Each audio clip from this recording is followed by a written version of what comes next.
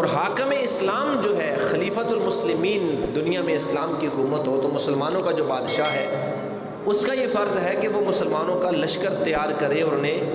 مختلف ایسے علاقوں میں پہنچائے یہاں پر لوگ اسلام کو ماننے والے نہیں ہیں، وہ انہیں اسلام کی دعوت دیں، ان سے جہاد کرے، وہ ایسے لوگ تیار کرے، خلیفۃ المسلمین، مسلمانوں کا بادشاہ جو لوگوں کو اسلام کی تبلیغ کرے، خدا کا پیغام پوری دنیا تک جائے۔ یہ ایک مسلمان ریاست کی بحیثیت، ریاست بھی ذمہ داری ہے کہ اس کی ریاست کی جو حدیں ہیں وہ صرف چند ایکڑ تک یا چند سو یا چند ہزار مربع کلومیٹر تک محدود نہیں ہے، بلکہ اسلامی ریاست کی حد پوری دنیا ہے۔ یہ خدا کی دنیا ہے، اللہ عز و جل نے بنائی ہے۔ اس پوری دنیا پر اسلام کا پرچم لہرانا یہ مسلمان امراء اور حکمرانوں کی ذمہ داری ہے کہ جو پیغام ان تک پہنچا، ان کے پاس طاقت اور قوت ہے تو وہ اپنی طاقت اور قوت کے ساتھ خدا کا یہ پیغام توحید پوری دنیا تک پہنچائیں۔ علماء کی یہ ذمہ داری ہے کہ ان کے پاس قلم ہے، ان کے پاس علم ہے، وہ اپنے علم سے پوری کائنات میں جہاں تک ان کا حلقہ احباب ہے، جہاں تک وہ جا سکتے ہیں، تبلیغ کے ذریعے وہ پیغام توحید کو پہنچائیں۔ اور عوام جو سنتے ہیں اپنے علماء سے، ان کی یہ ذمہ داری ہے وہ جو سنا اس پر عمل کریں، پیغام توحید کو یاد کریں، پھر سنیں اور پھر سے وہ بھی دیگر لوگوں تک پہنچائیں۔ صحابہ کرام رضوان اللہ تعالی اجمعین نے یہی کیا۔ کیسر و کسریٰ کی سلطنت کے اوپر بھی اسلام کا پرچم حضرت فاروق اعظم رضی اللہ تعالیٰ عنہ کے دور میں اسلامی لشکر نے لہرا کے دکھایا، اور جب زمین کی حدیں ختم ہو گئیں اور پانی شروع ہو گیا تو صحابہ نے اپنے گھوڑے سمندروں کے اندر بھی ڈال دیے پیغام توحید کے لیے۔ اور 1400 سال سے مسلمان جس پیغام کے لیے پوری دنیا سے لڑ رہا ہے وہ پیغام توحید ہے۔ اس وقت بھی دنیا میں بہت سارے ممالک ہیں، ہزاروں لاکھوں کی تعداد میں مسلمان ہیں جن کو محض اس وجہ سے پریشان کیا جا رہا ہے، اس وجہ سے مارا جا رہا ہے، اس وجہ سے ان کو شہید کر دیا جاتا ہے، ان کے گھروں کو جلا دیا جاتا ہے، ان کی عزتوں کو نقصان پہنچایا جاتا ہے، ان کے مال کو نقصان پہنچایا جاتا ہے، اس لیے کہ وہ کلمہ پڑھتے ہیں۔ اس وقت بھی دنیا میں، کشمیر میں، فلسطین میں، برما میں، عراق میں، شام میں، بغداد میں، افغانستان میں، چیچنیا اور بوسنیا میں، چین میں، پوری دنیا میں بہت سارے ایسے اسلامی ملک ہیں جہاں مسلمانوں کی جان و مال کو نقصان پہنچایا جاتا ہے، اس لیے کہ وہ امام الانبیاء صلی اللہ علیہ وسلم کا کلمہ پڑھ کر خدا کی توحید پر پابند رہتے ہیں۔ اور یہ تکلیفیں آج کی نہیں ہیں۔ حضرت بلال حبشی رضی اللہ تعالیٰ عنہ کو مکی کی گلیوں میں گھسیٹا جاتا، حضرت شعیب، حضرت بلال، حضرت سلیمان فارسی، حضرت صفیہ، حضرت صدیق اکبر، دیگر سارے صحابہ کرام، غزوہ بدر، غزوہ احد، غزوہ حنین، خندق، جنگ یرموک، غزوہ تبوک، یہ ساری مسلمانوں نے جو صعوبتیں اور تکلیفیں برداشت کی کس لیے تھیں؟ کہ وہ ایک خدا کو مانتے تھے، اور جو 360 خداؤں کے ماننے والے تھے وہ ان سے لڑتے تھے کہ تم ایک خدا کا پیغام چھوڑو۔ تو آج تک کروڑوں مسلمانوں نے اپنی جانیں دی ہیں اسلام کے لیے،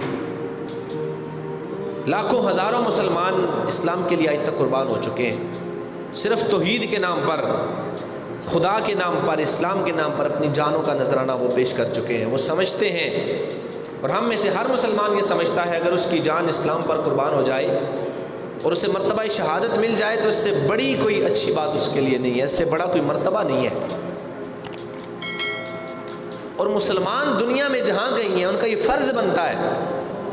کہ وہ توحید کے پیغام کو دنیا تک پہنچائیں اور دنیا سے بت پرستی کا خاتمہ کریں، دنیا سے وہ شرک کا خاتمہ کریں، دنیا سے کفر کا خاتمہ کریں۔ امام الانبیاء صلی اللہ علیہ وسلم نے اپنے آخری خطبہ میں بھی توحید کے پیغام کو واضح کیا، اور پھر فتح مکہ کے موقع پر امام الانبیاء صلی اللہ علیہ وسلم نے جس طرح کعبۃ اللہ کے اندر سے بتوں کو توڑا اور ایک ایک بت کو کعبے سے نکال کر باہر پھینکا،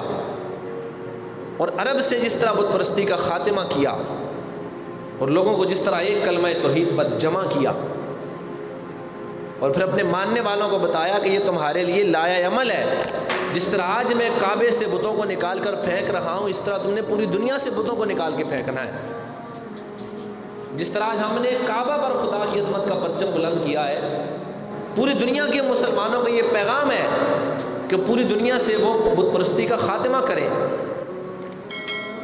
اور مسلمان حکمرانوں کی یہ ذمہ داری ہے کہ وہ دنیا میں توحید کے پیغام کو عام کریں۔ امام الانبیاء صلی اللہ علیہ وسلم کی سیرت اور کردار، آپ نے صرف لوگوں کو تبلیغ ہی نہیں کی،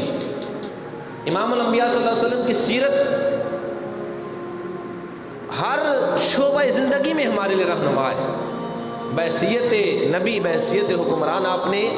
اپنے گرد و پیش جتنے بھی حکمران تھے سب کو حضور نے خطوط لکھے۔ آپ پڑھیں حضور کی سیرت و تاریخ میں، آپ نے خط لکھے کیسر و کسریٰ کو، آپ نے نجاشی کو، آپ نے خسرو پرویز کو، دیگر بہت سارے جو بادشاہ تھے ان کو خدا کی توحید کا پیغام دینے کے لیے خطوط لکھے، اور اپنا پیغام دنیا کے بادشاہوں تک پہنچائے۔ صرف آپ کا پیغام عام لوگوں تک نہیں تھا، صحابہ تک محدود نہیں تھا یا عرب کے لوگوں تک محدود نہیں تھا، بلکہ اس وقت دنیا میں جتنی بھی سلطنتیں تھیں، جتنی بھی بادشاہتیں تھیں، سب کو حضور نے خطوط لکھے اور اپنے صحابہ کو وہ خط دے کر کے بادشاہوں کے درباروں میں بھیجا، اور کہ یہ ایک صحابہ کرام کو اس دوران میں شہید بھی کیا گیا۔ جب انہوں نے پوچھا کہ وہ کون ہے جس کا تم پیغام لے گا، ان کا اللہ کا ایک نبی ہے جو سرزمین عرب پہ جس نے دعویٰ نبوت کیا ہے، اس کا نام محمد ہے۔ کہا وہ کیا کہتا ہے؟ وہ کہتا ہے خدا ایک ہے، اس کے سوا کوئی عبادت کے لائق نہیں ہے، اور میں اللہ کا آخری نبی ہوں، میرا کلمہ پڑھو۔ تو بہت سارے بادشاہوں نے جب یہ باتیں سنی تو انہوں نے صحابہ کرام رضوان اللہ تعالیٰ مجمعین کو شہید بھی کیا۔ حضرت حبیب بن زید اور اس طرح دیگر بہت سارے صحابہ، ان کو اس فریضہ پر شہید بھی کر دیا گیا۔ لیکن امام الانبیاء صلی اللہ علیہ وسلم نے اپنا فریضہ توحید ادا کیا، اور 1.25 لاکھ صحابہ کرام کی ایک ایسی ٹیم تیار کی، ایک ایسی جماعت تیار کی کہ جنہوں نے آج تک مسلمانوں تک وہ پیغام توحید پہنچایا ہے۔ یہ 1.25 لاکھ صحابہ جو حضور نے خطبہ حجت الوداع کے موقع پر جن سے خطاب کیا، آج ان کی کوششوں سے پوری دنیا میں اسلام پہنچا ہوا ہے اور پھیلا ہوا ہے، اور آج ہر بندے کا یہ فرض ہے کہ وہ اپنے اوپر اس پیغام کو لازم سمجھے کہ وہ توحید کے پیغام کو دنیا کے کونے کونے میں پہنچائے، اور جہاں تک ممکن ہو وہ شرک کا خاتمہ اور کفر کا خاتمہ کرنے میں اپنا کردار ادا کرے۔ وہ قلم کے ذریعے کرے، وہ علم کے ذریعے کرے، جو بادشاہ وقت ہے وہ جہاد کے ذریعے کرے، جو عام لوگ ہیں وہ دعوت و تبلیغ کے ذریعے کرے۔ اپنے گرد و پیش میں کفار کو دعوت اسلام دینا یہ ہم سب کا فریضہ ہے، اور یہ فریضہ 1400 سال سے ہمارے اسلاف یہ فریضہ ادا کرتے آئے ہیں۔ اب اگر ہسٹری پڑھیں، محمد بن قاسم، سلطان صلاح الدین ایوبی، نور الدین زنگی، یوسف بن تاشفین، یہ وہ لوگ ہیں۔ سلطان محمود غزنوی جس نے 17 حملے کیے ہندوستان پر، سومناتھ کا مندر فتح کرنے کے لیے اس نے 17 حملے کیے ہندوستان پر، اور آخر میں جب سومناتھ کا مندر وہ ایسا مندر تھا کہ جس کے لیے سالانہ 600 عورتیں اس مندر کی خدمت کے لیے وقف کی جاتی، اور ہزاروں کی تعداد میں لوگ دن میں اس کا عبادت کرنے کے لیے وہاں بتوں کی پوجا کرنے کے لیے آتے، اور بڑے بڑے بت انہوں نے اس کے اندر نصب کیے ہوئے تھے، اور ایسے ایسے بت اس میں نصب کیے ہوئے تھے جو میگنیٹ کے ذریعے انہوں نے ان کو فضاؤں میں کھڑا کیا ہوا تھا، بغیر کسی سہارے کے فضا میں بت کو کھڑا کیا، اور سونے کے اور چاندی کے بت اور ہیرے جواہرات ان کے گلوں میں ڈالے ہوئے، اور ان پہ نذرانے اور چڑھاوے بہت کچھ۔ جب سلطان محمود غزنوی وہاں پہنچے تو لوگوں نے جمع ہو کر کے، اس وقت کے سارے راجاؤں نے اور پنڈتوں نے کہا کہ آپ ایسا کریں، یہ جو ہمارے بت ہیں، سومناتھ کا مندر ہے، آپ اس کو توڑے نہیں، یہ جو بت ہیں ہمارے ان کو آپ توڑے نہیں، آپ ان کے بدلے ہم سے کچھ نذرانہ لے لیں، پیسے لے لیں، یہ بت ہمارے والے کر دیں۔ تو کیا پیاری بات کی، ہمارے بادشاہ تو وہ تھے، ہم ان کی آج ممبروں پر ان لوگوں کے چرچے ہوتے ہیں، ان کا کردار ایسا تھا۔ سلطان محمود غزنوی نے کیا کہا؟ اس نے کہا میں